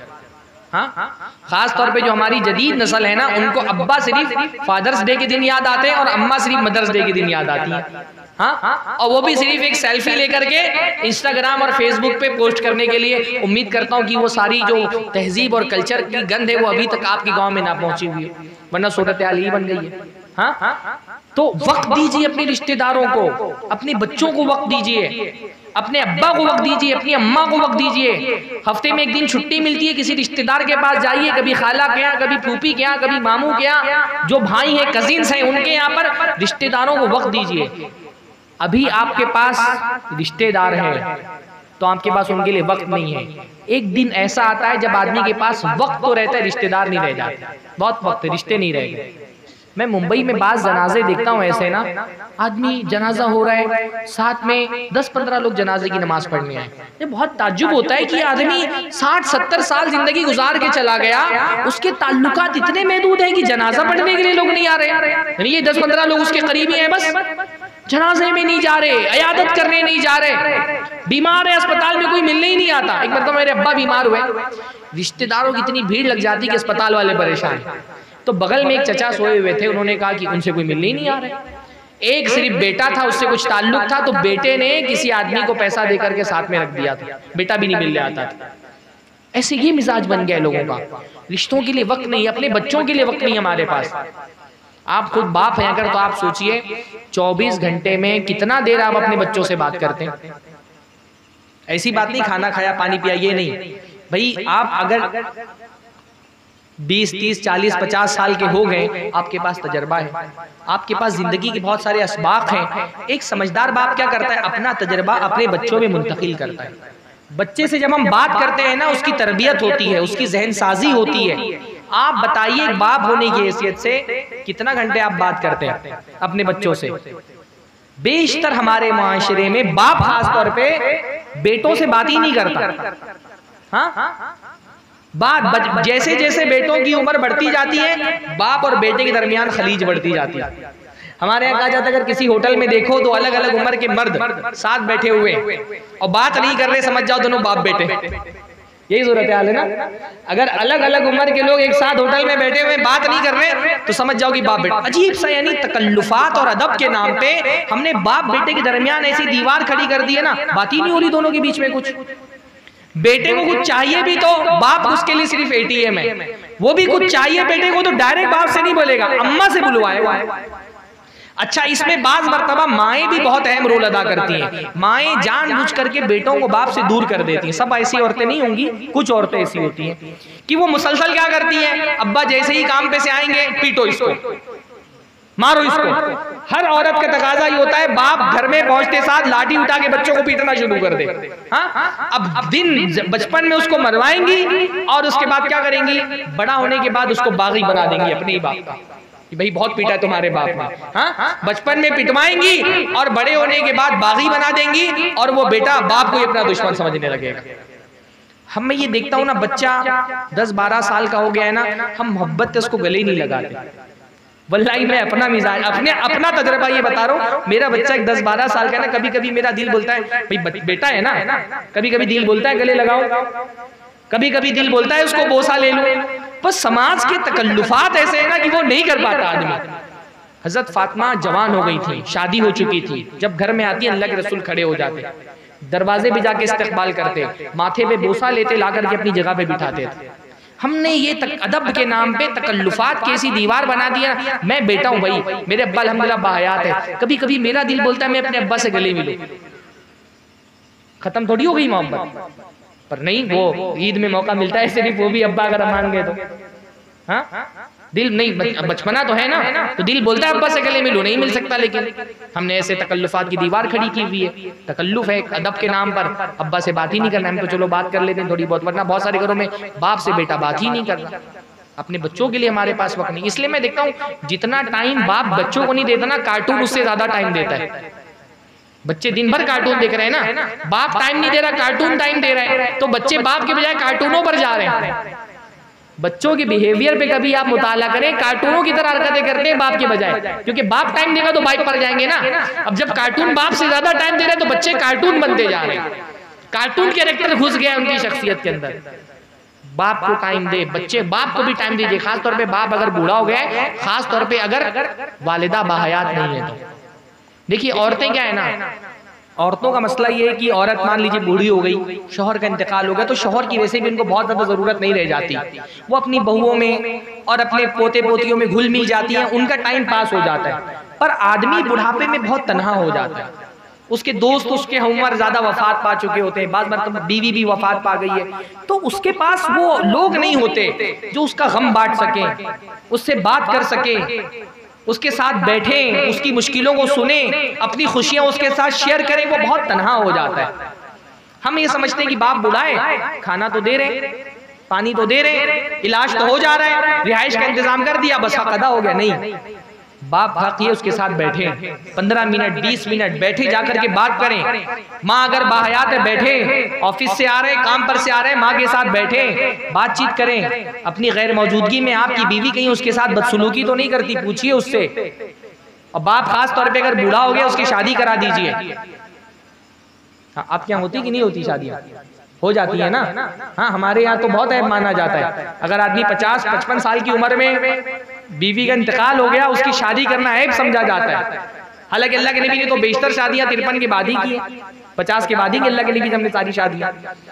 तो वक्त दीजिए रिश्तेदारों को, भाई को, बहनों को भी मौका मिले छुट्टी का चले जाइए, कभी फूफी क्या चले जाइए, कभी खाला क्या चले जाइए। अल्लाह के नबी हमने फरमाया अल खालतु बि मंजिलतिल खाला माँ की तरह है। 2-2 साल 3-3 साल, बाज़ मरतबा बम्बई चला गया आदमी 10-10 12 साल, खाला से कोई राब्ता ही नहीं है। अल्लाह के नबी फरमाया कि अलम सनु अबी, बाप चाचा जो है वो बाप की शाख एक तरह से, भाई बाप का ही भाई है ना, चाचा से कोई ताल्लुक नहीं, वो किसी और गांव में रहता, हम किसी और गांव में रहते हैं। बाज लोग तो शादी ब्याह में भी नहीं पूछते। तो रिश्तेदारों को वक्त दीजिए, टाइम निकाल करके। हमारे यहाँ ये बहुत बड़ा मसला है ना कि हम जो लेवल्स होने चाहिए वो हम भूल गए, खास तौर पे सोशल मीडिया के इस दौर में। हाँ, सोशल मीडिया ने क्या किया है, दूर के लोगों को हमसे इतना करीब कर दिया है कि हम करीब के लोगों से बहुत दूर हो गए। भाई बैठ करके मुंबई में दोस्त के साथ घंटों बात कर रहे हैं, मोबाइल पे लगे हुए हैं, अपने सगे भाई से बात नहीं करते, अपनी बहनों के घर पे नहीं जाते, अपने भांजे भतीजियों को पूछते तक के नहीं है। इन पर हमारा हक और हम पर इनका हक ज्यादा है। तो रिश्तेदारों को वक्त दीजिए। अच्छा, बाज़ एक चीज़ें वो जो रिश्तों में जहर घोलती हैं, उन पर मैं कुछ एक चीज़ें बता दूं, फिर मैं अपनी तकरीर ख़त्म करूँगा इंशाल्लाह। उन चीज़ों से बचिए जिनसे रिश्ते टूटते हैं, और उनमें सबसे ख़तरनाक चीज़ क्या है, हसद। हसद जो है ना, वो रिश्तों में जहर घोलने वाली सबसे ख़तरनाक चीज़ है। और हमारे मुआशरे के अंदर मिजाज ये है कि काफिर से लोग हसद नहीं करेंगे, अपने सगे भाई से जरूर करेंगे। सबसे ज्यादा हसद अजीब सा मिजाज बन गया है। काफिर तरक्की कर ले बर्दाश्त है, पर मेरा भाई है, मेरा चचाजाद भाई है, मेरा खालाजाद भाई है, उसका घर मेरे घर से बड़ा नहीं होना चाहिए, उसका कारोबार मेरे कारोबार से बड़ा नहीं होना चाहिए, उसके पास मुझसे अच्छी गाड़ी नहीं होनी चाहिए, उसका कोई उसकी मतलब बाज लोगों को तो मैं ये देखता हूँ कि उनको मेरे बेटी से अच्छा शौहर नहीं मिलना चाहिए, उनका दामाद मेरे दामाद से अच्छा ना हो। मिजाज बन गया। हाँ, हमारे यहाँ उस तरफ सिद्धार्थनगर की तरफ एक बात कही जाती है, हिस्का समझते, हिस्का, हसद। हाँ, तो किसी मसले में जब मैं पढ़ने आया यहाँ पर, तो किसी ने कहा कि भाई वन से कहा हिस्का करत हो, तुहार पटीदार हुए, मतलब वो तुम्हारे रिश्तेदार हैं, उनसे क्यों हसद कर रहे हो। मतलब लोगों के जहन में ये बात है कि अगर मेरा रिश्तेदार है तो उससे मैं हसद कर सकता हूँ, अगर मेरा रिश्तेदार है तो उससे मैं हसद कर सकता हूँ। अपने भाई की तरक्की बर्दाश्त नहीं होती हमको, हसद मत करिए। हसद जो है ना, वो रिश्तों में जहर घोलने वाली चीज है। मिजाज ये बनाइए कि भाई मेरा रिश्तेदार तरक्की करे तो मुझे ज्यादा खुशी होनी चाहिए, मेरा भाई ये सऊदी चला गया, कमा के घर बना लिया, मेरे लिए खुशी की बात होनी चाहिए। और हसद पैदा कहाँ से होता है, असल में हसद ईमान की खराबी से पैदा होता है।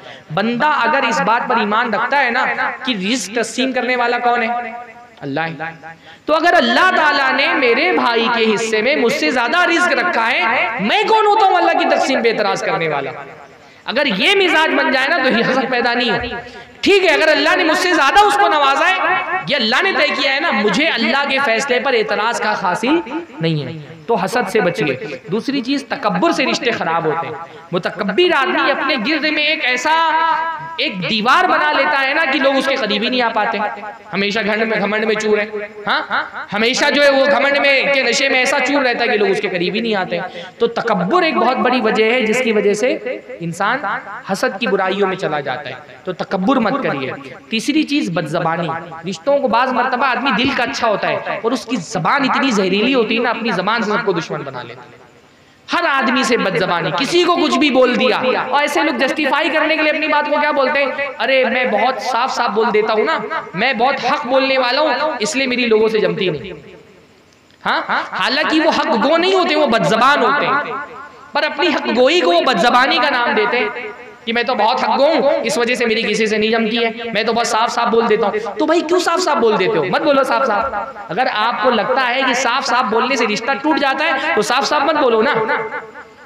रिश्ता संभालने के लिए बात मर्तबा बहुत डिप्लोमेटिक इंसान को तरीका इख्तियार करना पड़ता है, बहुत डिप्लोमेसी से काम लेना पड़ता है। साफ बोलने से अगर रिश्ता टूट रहा है तो घुमा के बोलिए।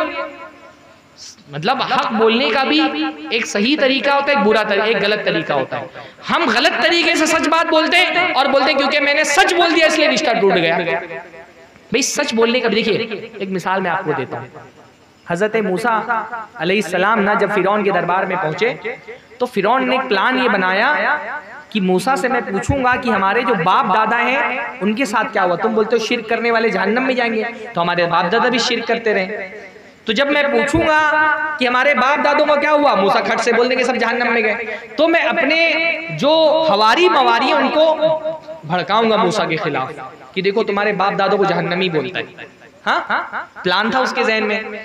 तो उसने हज़रत मूसा से पूछा फमा बालु कुरूनिल ऊला, जो पिछले लोग गुजर गए उनका क्या हुआ भाई मूसा? तो हज़रत मूसा ने क्या कहा? ये नहीं कहा सब जहन्नम में गए, क्या कहा इल्मुहा इंदा रब्बी फी किताब ला यज़िल्लु रब्बी वला यंसा। उनका इल्म मेरे रब के पास किताब में है, मेरा रब ना भूलता है ना गलती करता है। झूठ बोला हज़रत मूसा ने, सच बोला ना अभी, लेकिन सच बोलने का तरीका ये हो सकता था सब जहन्नम में गए। हाँ, हज़रत मूसा ने नहीं कहा सब जहन्नम में। हज़रत मूसा ने क्या कहा? इल्मुहा इंदा रब्बी फी किताब, उनका इल्म मेरे रब के पास किताब में है। ला यज़िल्लु रब्बी वला यंसा, मेरा रब ना भूलता है ना गलती करता है। जिस चीज के मुस्तहिक होंगे क़यामत के दिन मिल जाएगा। सच भी बोल दिया और फिरौन का प्लान भी कामयाब नहीं होने दिया। तो ये बाज लोग जो बोलते हैं ना, मैं तो बहुत हक बोल देता हूँ, भाई हक नहीं बोलना चाहिए, डायरेक्ट इनडायरेक्ट तरीके से सच बोलना चाहिए बाज मर्तबा, है ना। जबान की कड़वाहट से बहुत सारे लोग रिश्तों में जहर घोल देते हैं। इसी तरह से रिश्ता टूटने की एक बहुत बड़ी वजह क्या होती है? बहुत ज्यादा एक्सपेक्टेशन, लोगों से बहुत उम्मीदें वाबस्ता कर लेना, इससे भी रिश्ते टूटते हैं। भाई देखो सामने वाला इंसान है, वो फरिश्ता नहीं है, लाजिमन उससे कुछ ना कुछ गलतियां होंगी। 100% परफेक्ट कोई नहीं होता। भाई है, कुछ ना कुछ नादानी उससे हो जाएगी। बहन है, कुछ ना कुछ गलती उससे हो सकती है। बाप है, माँ है, जितने भी रिश्तेदार हैं, ये पहले से ज़हन बना करके रखना चाहिए। 100% परफेक्ट कोई नहीं होता। तो अगर किसी से कोई छोटी मोटी गलती होगी तो मैं नजरअंदाज करूंगा। अगर मिजाज ये बना लिया जाए छोटी छोटी गलती पे पकड़ना है, छोटी छोटी गलती पे बातचीत बंद कर देना है, छोटी छोटी खामियों पे लड़ लेना है, तब रिश्ता नहीं चलने वाला। नजरअंदाज करने का मिजाज बनाइए, बहुत उम्मीदें वाबस्ता मत करिए। अच्छा, बात मर्तबा क्या होता है ना, ज्यादा उम्मीदें हम गलत कंपैरिजन की वजह से, गलत के तौर पे कंपेयर कर रहे होते दो लोगों को, इसलिए ज्यादा उम्मीदें वाबस्ता हो जाती हैं गलत मुआवजा करने से। हाँ, लड़कियां हैं, नई नई शादी हुई, अब वो शौहर को कंपेयर करने लगती है अपने अब्बा से कि मेरे अब्बा तो ऐसे थे, हाँ, और शौहर ऐसे हैं। जबान से एक लफ्ज निकलता था, अब्बा सामान लाके हाजिर कर देते थे। इनसे 1 महीने से बोल रही हूँ, इनके कान पे जू नहीं रेंग रही। तो भाई अब्बा अब्बा है, शौहर अब्बा नहीं बन पाएगा। आप शौहर को अब्बा से कंपेयर करेंगे तो आपको मायूसी होगी। आप सास को ये सोचे कि सास माँ बन जाएगी, तो सास कभी भी माँ नहीं बन सकती। सास सास रहेगी, माँ माँ रहेगी। आप सासों से अगर माओ जैसी उम्मीदें वाबस्ता करने लगेंगे तो मायूसी होगी। इंसानों से उम्मीदें वाबस्ता मत करिए, आपको मायूसी होगी। अल्लाह से उम्मीदें वाबस्ता करिए, वो मायूस नहीं करता। इंसान है, उससे गलतियां होंगी। सास है भाई, वो उसको थोड़ा सा सासों वाली चीज आएगी उसके अंदर, थोड़ा गैरत है उसके अंदर, थोड़ा सा कहीं पे तनकीद करेगी, वो उसको नजरअंदाज। और सासों का भी ये मामला है। सासें किससे कंपेयर कर रही होती है? वो बेचारी नई नई लड़की 20-22 साल की पढ़ करके आई है कॉलेज से, अम्मा अब्बा ने काम कभी कराया नहीं, भेज दिया। अब वो बहू के काम को अपने काम से कंपेयर करती है कि मैं तो किचन ऐसा संभालती हूँ, मैं तो खाना ऐसा बनाती हूँ।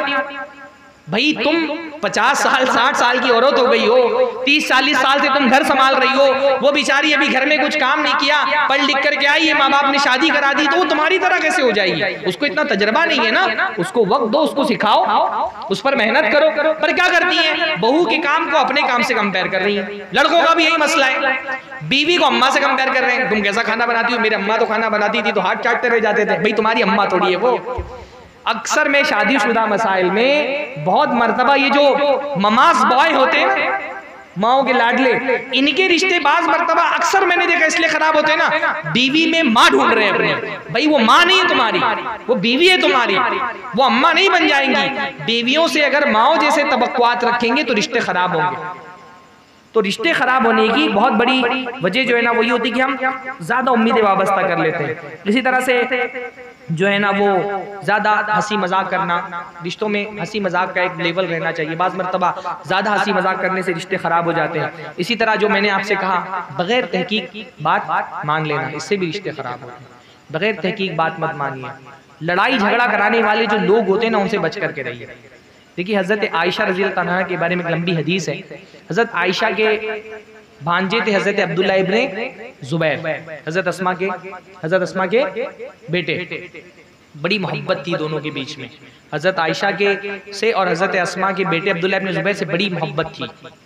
अब्दुल्ला इब्ने जुबैर जब मक्का के खलीफा बने तो बहुत खलीफा थे, बैतुल माल उनके हाथ में था, तो बहुत सारे हदिये, तोहफे और खर्चा वो सब देते रहते थे हज़रत आयशा को, पहुंचाते थे मदीना में। हज़रत आयशा मदीना में रहती थी और अब्दुल्लाह इब्न ज़ुबैर मक्का में रहते थे, तो तोहफे पहुंचाते रहते थे। और हज़रत आयशा का मिजाज क्योंकि अल्लाह के नबी के साथ रह के ऐसा हो गया था ना, बचाती नहीं थी कुछ, सब सदका खैरात कर देती थी, जो आता था सब दे देती थी। तो अब्दुल्लाह इब्न ज़ुबैर से किसी मजलिस में किसी ने कह दिया कि आप तो हज़रत आयशा को इतने अतिया और इतने उनके वज़ाइफ जारी करके रखे, पर वो अपने ऊपर खर्च नहीं करती, वो तो सब गरीबों फुकरा में मसाकिन में बांट देती है। अब अब्दुल्लाह इब्न ज़ुबैर पता नहीं किस मूड में थे, कभी कभी आदमी किसी एक मूड में कोई बात बोल देता है। तो अब्दुल्लाह इब्न ज़ुबैर ने कहा कि अगर खाला जो है हमारी आयशा वो अपने इस रवैये से बाज नहीं आई तो मैं उन पर पाबंदी लगा दूंगा, वजीफे उनके बंद कर दूंगा, खर्चा करने पे पाबंदी लगा दूंगा उनकी। अब उसी मजलिस में कोई एक बंदा बैठा हुआ था, ये बात जाके उसने हज़रत आयशा को पहुंचा दी, हज़रत आयशा को पहुंचा दी। हज़रत आयशा इतना गुस्सा हुई कि आज के बाद मैं अब्दुल्लाह इब्न ज़ुबैर से बात नहीं करूंगी। अब्दुल्लाह इब्न ज़ुबैर ने बहुत मनाने की कोशिश की, हज़रत आयशा ने गुस्सा हो गई, नाराज हो गई, उनका अपना इज्तिहाद था। तकरीबन 6-7 सालों तक के अब्दुल्लाह इब्न ज़ुबैर से ताल्लुकात खत्म कर लिए। अब्दुल्लाह इब्न ज़ुबैर इतने परेशान हो गए कि वो मदीना आए, पर घर में कैसे जाएं अल्लाह के रसूल के। तो हज़रत आयशा के बाज एक रिश्तेदार थे जो उनके शागिर्द भी थे, उनसे कहा हमको किसी तरह से हज़रत आयशा के घर तक पहुंचा दो। हाँ, तो उनके 2 शागिर्द थे, वो लेकर के हज़रत आयशा के दरवाजे पे अब्दुल्लाह इब्न ज़ुबैर के गए। हज़रत आयशा पर्दे के पीछे थी, तो उन्होंने पूछा अनदखुल, हम दाखिल हो जाए। अब एक आदमी ने, शागिर्द ने जब पूछा तो हज़रत आयशा तो पर्दे के पीछे, तो कहा दाखिल हो जाओ। तो पूछा कुल्लु ना, हम सब के सब दाखिल हो जाए, उनको क्या पता कि कौन है।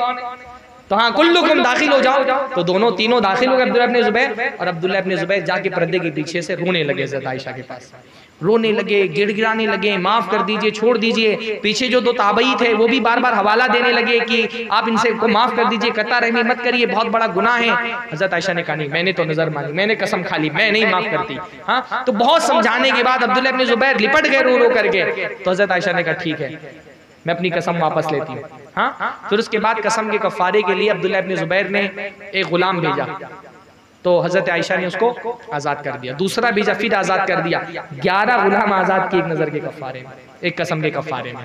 ये सारा मसला कहाँ से खड़ा हुआ?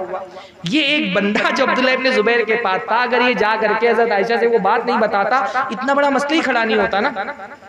सिर्फ एक छोटी सी बात यहाँ से वहां कर दी और मसला इतना बड़ा बन गया। इसलिए ऐसे लोगों से बहुत होशियार रहने की जरूरत है जो यहाँ की बात वहां करते हैं। अल्लाह ने फरमाया कि सबसे बदतरीन लोग कौन है? ज़ुल्वजहैन, जिनके 2 चेहरे होते हैं। यहाँ जाकर के आपकी बुराई करेंगे, वहां आकर के इनकी बुराई करेंगे और लोगों को लड़ा देंगे। जैसे लोग मुर्गों को लड़ाते हैं, इंसानों को लड़ाते हैं। तो ऐसे लोगों से होशियार रहने की बहुत ज़रूरत है, बगैर तहकीक किसी के बारे में बात ना माने। बहरहाल ये रिश्ता निभाने के हवाले से कुछ बातें थी। अल्लाह ताला हम सबको रिश्ता जोड़ने वाला बनाए। होमवर्क याद है ना इंशाअल्लाह? हाँ, कल इंशाअल्लाह आपको जिस रिश्तेदार से बातचीत बंद है, फ़ोन करके उससे बात कर लेना है। जन्नत चाहिए, अगर जन्नत नहीं चाहिए तो कोई मसला नहीं, लेकिन अगर जन्नत चाहिए तो क्या करना है? इंशाअल्लाह कल इंशाअल्लाह फ़ोन करके अपने रिश्तेदार से बात कर लेना है। कोई तोहफा वोफा लेके उनके घर पे जाना है, माफ़ी तलाफ़ी कर लेने, और माशरे में सुलह कमेटी होनी चाहिए। मैंने बताया ना कि 2 लोग सुलह करना चाह रहे हैं, लेकिन वो कैसे करें? आप बीच में बढ़ करके सुलह करा दीजिए। आपके रिश्तेदार है, मालूम है 2 लोगों में बातचीत बंद है, आप सुलह करा दीजिए। बोलिए मेरे घर पे आओ, दोनों लोगों को दावत है। मसला ये है ना, हम सुलह करते हैं, हम बातचीत शुरू कब करते हैं? हम हर आदमी के माफी मांगने के लिए उससे उसकी मरजुल मौत का इंतजार करते हैं। हम जब मरने लगता है ना बिस्तर पे, तो बोलते हैं चलो माफी मांग लेते हैं, बेचारा मरने जा रहे हैं। अरे जिंदगी माफी मांग लो यार, जब मांगना ही है। माफी मांगने के लिए मरजुल मौत का इंतजार करते हैं और तारीफ करने के लिए मौत का इंतजार करते हैं। जिंदगी में नहीं तारीफ करेंगे कभी, जिंदगी भर बुराई की, मर गया बेचारा, कब्र में चला गया, बोलेंगे बहुत अच्छा आदमी था। हाँ, मैयत में जाके बोलेंगे बहुत अच्छा, जिंदगी में उसको बोल दो बहुत अच्छा आदमी था, तो उससे कुछ फायदा हो जाएगा सवाब में। मर गया फिर बोलेंगे अच्छा आदमी था। जिंदगी में किसी को अच्छा आदमी नहीं बोलते हैं, मरने जाएगा तब बोलेंगे चलो माफी मांग लेते हैं। जिंदगी में माफी नहीं मांगेंगे सेहतमंदी की हालत में। तो भाई अभी माफी मांग लो, हाँ, अभी तारीफ कर दो, अभी गले लगा लो। बाज मर्तबा एक कसक सी रह जाती है। मैं ऐसे लोगों को जानता हूँ ना, भाई से बातचीत बंद थी, मर गया भाई, जिंदगी भर कसक रहेगी कि यार माफी नहीं मांग सका। जिंदगी का कोई भरोसा है? मैं मर जाऊं, कल को आप मर जाएं। हाँ, मर गया भाई, चाचा का इंतकाल हो गया। हम लोग फोन करके बोलते हैं मौलाना बातचीत बनती, इंतकाल हो गया, अब क्या करो? तो कुछ नहीं रह गया। जिंदगी में माफी मांग लीजिए, जिंदगी में रिश्ते जोड़ लीजिए। हाँ, पैसे को रिश्ते से बड़ा मत बनाइए। बात मतलब हमारे लिए पैसा रिश्ते से इतना अहम हो जाता है, पैसे के लिए भाई को छोड़ दिया, बहन को छोड़ दिया, रिश्तेदारों से ताल्लुकात खत्म कर लिए। हाँ, पैसे के लिए रिश्ता मत तोड़िए। अल्लाह ताला हम सबको तौफीक अता फरमाए। अक़ूलु क़ौली हाज़ा व अस्तग़फ़िरुल्लाह ली व लकुम व लिसाइरिल मुस्लिमीन वस्तग़फ़िरूहु इन्नहु गफ़ूरुर रहीम व आख़िरु दअवाना अनिल हम्दुलिल्लाहि रब्बिल आलमीन। अस्सलामु अलैकुम।